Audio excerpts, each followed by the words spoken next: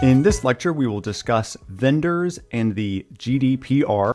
Specifically, we're going to be looking at Article 28. In Article 28, as you'll see in just a moment, a key term is sufficient guarantees, and so we will look at what that encompasses.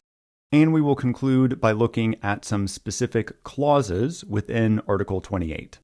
Again, if an entire lecture is devoted to a specific article, I think that's a good hint that this is one that you should commit to memory. Article 28 is titled Controller-Processor Relationship. And the main takeaway from Article 28 is that data protection principles apply to the entire supply chain, including sub-processors.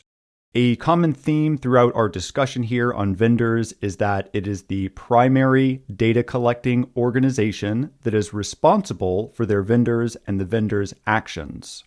This principle applies under the GDPR as well. And again, it's not just the vendors, but any other vendors that they subcontract or sub-process to. Similarly, under Article 28, controllers may only use processors that provide, quote, sufficient guarantees, unquote, concerning administrative, technical, and physical safeguards. Here you see the acronym ATP, and I'm just using that as shorthand for administrative, technical, and physical, again referring to safeguards or controls.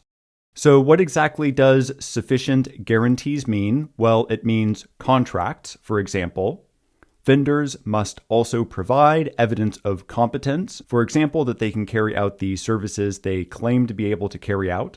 Vendors may also provide assurance mechanisms. And of course, the primary organization is responsible for carrying out due diligence.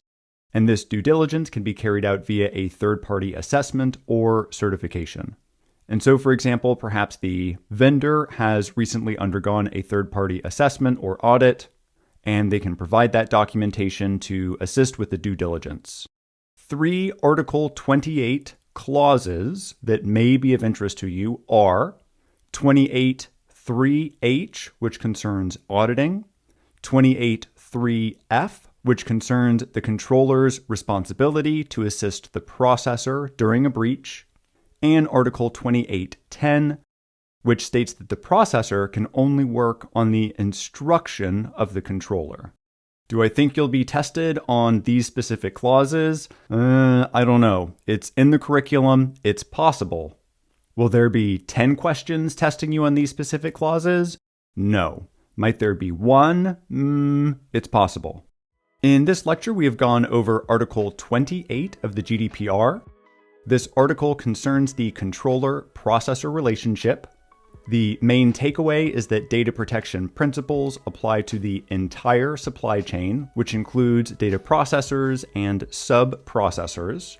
Also under Article 28, controllers may only use processors that provide sufficient guarantees.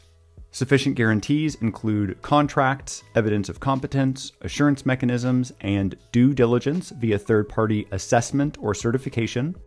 3 clauses you might need to know for the exam include 28.3H, which concerns auditing, 3F, which states that the controller must assist the processor during a breach, and 10, which states that the processor can only work on the instruction of the controller.